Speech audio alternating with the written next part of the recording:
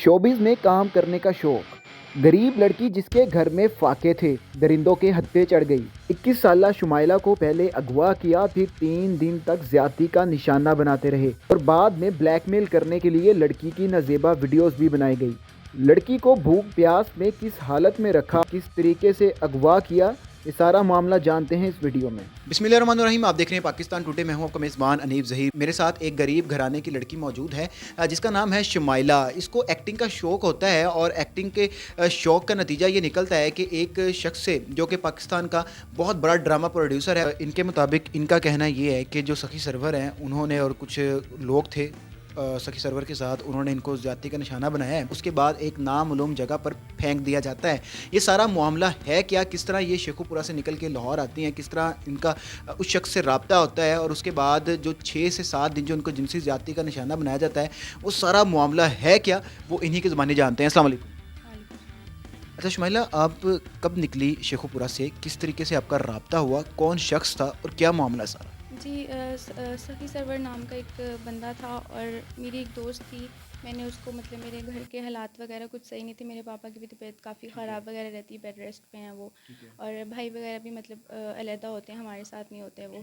तो मेरी मामा की भी तबीयत मतलब ना, हमारे घर का जो ख़र्चा वगैरह ना मतलब बहुत मुश्किल से हमारा चूल्हा चलता था। तो मैंने एक अपनी दोस्त से ये बात शेयर की, तो उसने मुझे सखी सरवर का नंबर दिया कि तुम इससे बात करो, ये मतलब तुम्हारी मदद भी करेगा और ये तुम्हें मतलब ड्रामे वगैरह अच्छा, वो में। जो दोस्त थी वो भी ऑलरेडी इस फील्ड के अंदर मौजूद थी या नहीं? नहीं, वो नहीं थी है।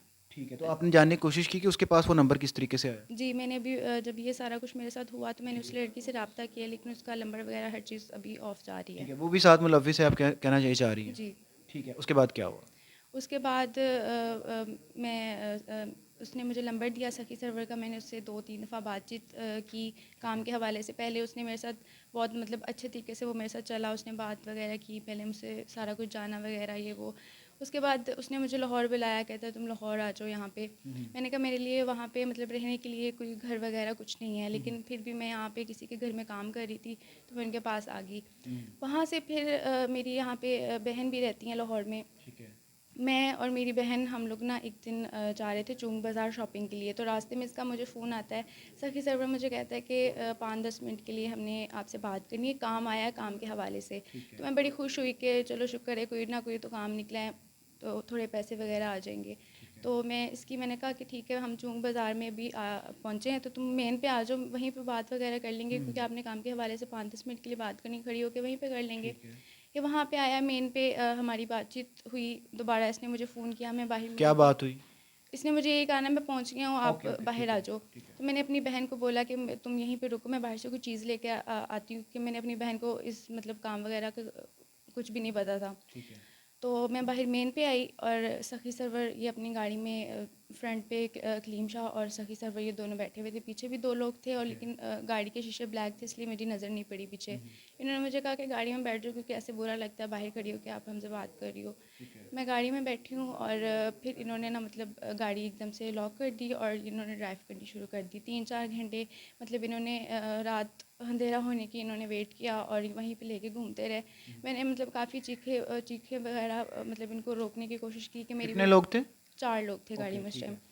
मतलब मैंने इनको कहा कि आप मुझे कहाँ लेके जा रहे, रुको, मेरी इधर बहन वगैरह भी है। तो उनके पास गन थी, जिससे मतलब मैं बहुत डरती हूँ उसको देख के भी। तो उन्होंने वो मेरे मतलब सर पे रख दी कि हम तुम्हें शूट कर देंगे, ये वो थप्पड़ वगैरह मतलब बहुत सारा गाड़ी में भी इन्होंने मुझे मारा। उसके बाद जब जैसे ही अंधेरा हुआ, ये लोग मुझे एक नामालूम जगह पे लेके, फ्लैट सा था गंदा सा ना, वहाँ पे पहले भी कुछ बंदे थे, मतलब ये टोटल 8 लोग थे और 7-8 लोग थे ये टोटल। वहाँ पे सखी सरवर सबसे पहले रूम में आया, उसने मेरे साथ ज़्यादती वगैरह की और नाज़ेबा वीडियोस वगैरह बनाता रहा। फिर सखी सरवर और कलीम शाह जो उसका बहुत अच्छा दोस्त है शायद, वो ये दोनों कमरे में इकट्ठे आए। कलीम शाह मेरे साथ मतलब ज़्यादती कर रहा था और ये सखी सरवर मेरी नाज़ेबा वीडियोस वगैरह बना रहा था, और तब भी इन्होंने मुझे काफ़ी मारा पीटा भी। फिर कलीम शाह और ये सखी सरवर ये दोनों वहाँ से चले गए, पता नहीं घर चले गए, जहाँ भी मतलब फ्लैट पे नहीं थे। फिर उसके आपको बेटे, इन सब के नाम किस तरह पता चले? सखी सर्वर से चलो 4 आप। दिन मैं उनके पास रही हूँ, आपस में वो बातें वगैरह कर रहे ठीक थे। है, तो मेरे मतलब एक ही कमरा था, वहीं पे सब लोग ठीक बैठे है, हुए थे। ठीक है। तो ये सखी सरवर और कलीम शाह ये वहाँ से चले गए। और फिर उसके 2 बेटे आए। पहले हल्दी सा थोड़ा सा बेटा था शांत सरवर, वो आया, उसने मेरे से ज़्यादती वगैरह की और उसने भी मुझे मतलब काफ़ी ज़्यादा मारा। फिर उसका दूसरा छोटा भाई वो 1-2 घंटों बाद वो आ गया, फिर उसने भी मतलब मुझे मारा पीटा और मेरे से मतलब ज़ना वगैरह करता रहा। फिर 3-4 लोग और थे, ये हैदर शाह और फ़हाद, इमरान वगैरह, ये लोग आए, इन्होंने भी किया और इसी तरह मतलब 4 दिन 3 दिन ये लोग मेरे साथ मतलब ज़्यादती वगैरह करते रहे। उसके बाद किसी नामालूम जगह पे चौथे दिन की सुबह 5-6 बजे का टाइम था और ये लोग मुझे किसी कमरे में बंद किया हुआ था आपको? जी, ठीक है, कोई खाना वगैरह कोई कुछ कुछ भी नहीं? नहीं, 4-3 दिन मैंने भूखे प्यासे रखा? जी, कुछ भी नहीं। मैं वॉशरूम से पानी पीती थी उस टाइम जब मुझे प्यास लगती थी, तो कुछ भी नहीं है, मतलब ये खुद ही बाहर से कुछ खा पी के आ जाते थे और मतलब इन्होंने एक गंदगी में ही मतलब करते रहे जो भी है। फिर तीसरे चौथे दिन की सुबह-सुबह को ये लोग मुझे किसी नामालूम जगह पे छोड़ के, वो दरख़्त वगैरह से, वहाँ पे अजीब-सी जगह थी और ना मतलब जानवरों की भी आवाज़ें आ रही थी। मैं काफ़ी डर गई और मेरे कपड़े वगैरह ना जगह-जगह से फटे हुए थे, मेरे पास दुपट्टा भी नहीं था। मैं वहीं पे दरख़्त के साथ साइड पे लग के बैठ गई क्योंकि मुझे होश ही नहीं आ रही थी, इतनी इन्होंने मुझे कोई मतलब आपको लोकेशन याद है थोड़ी बहुत कि क्या लाहौर में कौन-सी जगह हो सकती नहीं है? मतलब मैं जब रिश्के वाला जब वहाँ पे एक बंदा आया, उसने मुझसे पूछा कि आप यहाँ पे क्या कर रही हैं? उसने एक चादर ओढ़ी हुई थी, बुज़ुर्ग ही थे वो। उन्होंने मुझे चादर दी और पूछा कि आप कहाँ रहती हो ये वो, तो मैंने उनको बताया कि मैंने इकबाल टाउन जाना है वहाँ पे। इकबाल टाउन आके मैंने वहाँ से आते हुए भी हमें 2-3 घंटे लगे, ठीक है? फिर हम इधर स्कीम मोड़ वाली साइड पे आए, मैंने अपनी भाभी और भाई को कॉल की, वो आगे से मुझे पिक करके अपने मतलब घर लेके गए। फिर हमने मतलब वहाँ पे उन्होंने मेरी मेडिसिन वगैरह मतलब खाना वगैरह दिया सब कुछ। फिर हमने जाके चूंग थाने में हमने पर्चा करवाया, पहले भी अम्मी अब्बू ने पर्चा वगैरह करवाया हुआ था अगवा का। फिर मैंने जाके खुद बयान वगैरह दे के सारा कुछ मेडिकल वगैरह आपका हो जी, गया? मेडिकल वगैरह सब कुछ हो गया। वो पुलिस वाला खुद साथ गया था, हॉस्पिटल सब कुछ मेडिकल वगैरह करवा के सब कौन कुछ से हो हॉस्पिटल में? गया जना, ठीक है। और सब कुछ हो गया। लेकिन अभी भी जो ये सखी सरवर ये सब लोग हैं, मेडिकल में क्या साबित हुआ है? सब कुछ मतलब गैंग रेप का साबित हुआ है, पुलिस वाले सब ने खुद देखा है वो, आप भी देख सकते हैं।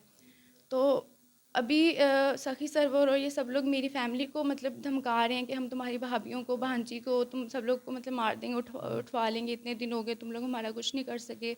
इसीलिए अब मेरी फैमिली ने भी मुझे छोड़ दिया है कि हम तुम्हें इंसाफ नहीं दिला सकते, तो तुम हमारी मतलब हमारी जान छोड़ दो। आपको पता है कि गाँव के लोग किस तरह के होते हैं। उन्होंने भी मुझे घर से निकाल दिया तो और ये अब जो आप शोबिज़ में जाना चाह रही थी, ये सिर्फ़ एक शौक था या आप गुर्बत की वजह से जाना चाह रही थी? दोनों में से क्या कौन-सी वजूहात थी? मेरा शौक भी था, लेकिन शौक इतना नहीं था क्योंकि मेरे घर का चूल्हा नहीं चलता था। अम्मी अब्बू दोनों बीमार रहते थे, उनकी दवाई वगैरह हर चीज़। मेरा छोटा भाई और भांजी वगैरह है, उनको सँभालने के लिए फिर मैंने सोचा कि मैं मतलब अब कोई जॉब तो मुझे नहीं मिल रही क्योंकि मैं पढ़ी लिखी नहीं हूँ। तो इसलिए फिर मैंने सोचा कि यही अब है तो कर लेती हूँ मैं। ठीक है, अब आपके जो वालिदैन हैं, उन्होंने भी आपको छोड़ दिया है? जी, उन सब ने छोड़ दिया मुझे। सबने छोड़ दिया है। तो अब क्या कहते हैं मतलब आप किसी की मदद के तहत आपने लॉयर वगैरह भी किया हुआ है, तो क्या सूरत-ए-हाल है? कहाँ पे हैं जो मुल्ज़िमान हैं, वो पकड़े गए या नहीं पकड़े गए, क्या सूरत-ए-हाल है? नहीं, अभी कोई भी नहीं पकड़ा गया, ना उन्होंने अपनी ज़मानतें करवाई हैं, कुछ भी ऐसे ही वो घूम रहे हैं और बार-बार मतलब मेरी फ़ैमिली में फ़ोन करके कहते हैं कि तुम लोग हमारा कुछ भी नहीं कर सकते, पुलिस वाले हमारे अपने हैं और ये वो मतलब अजीब-अजीब सी बातें करते रहते हैं हर टाइम ना। तो वैसे ही घूम रहे हैं, कोई इंसाफ वगैरह कुछ भी नहीं है और अब तो मजबूरन मीडिया पे भी आना पड़ गया। आपकी फ़ैमिली को पता है आप कहाँ पे हैं? नहीं। किसी को भी नहीं पता? मतलब अब आपकी फ़ैमिली भी आपको छोड़ गई है, सब कुछ छोड़ गया, तो आपने भी एक आप समझते हैं कि आपने एक गलत कदम उठाया है कि आप एक तो वो फ़ील्ड शोबिज़ की जिसको लोग पसंद भी नहीं करते बेटियों के लिए, आप एक तो उस फ़ील्ड में जा रही थी और अपने घर वालों से छुप के जा रही थी। एक आपने बहुत ऐसा कदम उठाया कि जो मेरा ख़्याल से माशरे में नहीं उठाना चाहिए। अपनी भी गलती आप मानती हैं? जी, मैं अपनी गलती मानती हूँ बीच में। लेकिन मुझे नहीं पता था कि मतलब ये शोबिज़ वगैरह क्या होता है, या मतलब मुझे तो उस लड़की ने बोला तो मैंने कहा ये जैसे ड्रामे फ़िल्मों में होता है वैसे मतलब ईज़िली कर लूँगी। क्या चाहती हैं आप? मैं कुछ नहीं चाहती, यही चाहती हूँ कि मुझे इंसाफ़ दिया जाए और उनको पकड़ा जाए, उनसे पूछा जाए कि उन्होंने मेरे साथ क्यों किया है सब कुछ। ये सूरत हाल है। इनके मुताबिक इनका कहना ये है कि जो सखी सरवर हैं उन्होंने और कुछ लोग थे सखी सरवर के साथ, उन्होंने इनको ज़्यादती का निशाना बनाया है। इनके वकील हमारे साथ मौजूद हैं, चलते हैं उनसे बात करते हैं और उनसे पूछते हैं कि इस केस का अब क्या नतीजा निकल सकता है। जिस बच्ची के लॉयर जो हैं नुमान डोगर साहब हमारे साथ मौजूद हैं, इनसे बात करते हैं कि मामला कहाँ तक पहुँच चुका है और इसका जो सोल्यूशन है क्या निकलेगा। अस्सलाम वालेकुम। वालेकुम अस्सलाम। डोगर साहब एफ़आईआर हो चुकी है, जी, जी। मेडिकल हो चुका है, जी, जी। तो क्या वजह है कि जो मुल्ज़िमान हैं वो गिरफ़्तार नहीं हो रहे और क्या वजह है कि ये जो केस है आगे चल नहीं पा रहा? इसमें वजह ये है कि पुलिस वालों को जो है ना एएसआई साहब जो तफ्तीशी हैं इसके इकबाल साहब उनका नाम है चूंकि उनको हमने ये कहा था कि जब मेडिकल हो जाए तो जुर्म आज़ाद करते हैं, जो उस पे ऑफेंस क्रिएट होता है वो है 375A, 375 ए गैंग रेप का, जो न्यू अमेंडमेंट में है। जो पहले था वो 376 सब सेक्शन 2 था, उसमें जो है ना वो लगता था। अब इकबाल साहब ने किया यूं कि फ़ाइल उन्होंने अपने पास रख ली। हमने उनको ये बात कही कि आप जुर्म आज़ाद करें, जब मेडिकल हो गया तो आप जेंडर सेल को फ़ाइल भेजें, क्योंकि जब भी कोई भी इस नौयत का मैटर होता है ना, वो जेंडर सेल के पास जाता है। जब इन्वेस्टिगेशन कंप्लीट हो जाती है उसके बाद जेंडर सेल वाले मज़ीद उसकी उस केस को इन्वेस्टिगेट करते हैं। अब फाइल उन्होंने पास रख ली है, ना ही वो जुर्म आज़ाद कर रहे हैं, उससे भी इनकारी हैं। दूसरा, ना ही वो मुलजमान को गिरफ्तार कर रहे हैं, और ना ही उनके कोई घर में जाके रेड कर रहे हैं कि उनको कोई पेन हो, वो बंदे प्री रेस्ट बेल करवा लें अदालत में जाके। इस तरह का भी कोई मैटर नहीं है। हम उनको बार हाँ कहते रहे कि आप इस तरह करें, जुर्म आज़ाद करें। चले आपने नहीं वो किया तो उनको अरेस्ट करें, ना वो अरेस्ट कर रहे हैं। सिर्फ वो हमें बुलाते हैं, बुला के वो पास बैठाते हैं, बात सुनकर कहते हैं चले जाओ। आप लॉयर हैं, आपका क्या फ़ायदा फिर? आपके जो मुलजमान उनको आप गिरफ़्तार नहीं करवा पा रहे, उनको आप कोर्ट के अंदर लेके नहीं जा पा रहे, आप उनको कटहरे में खड़े नहीं कर पा रहे, तो फिर किस तरह से ये मसला हल होगा? देखें, आपने बात बिल्कुल बहुत दुरुस्त और बहुत अच्छी आपने बात की है। हमारा काम, जो वकील का है काम है, वो है अपना जुडिशरी के हद तक, कोर्ट के हद तक। अब ये तो मैटर पुलिस वालों के पास है ना, वो अपने यूनिफॉर्म का एक नजायज़ फ़ायदा या नजायज़ एहतियात यूज़ कर रहे हैं, ये तो उनको बात ये सोचनी चाहिए ना।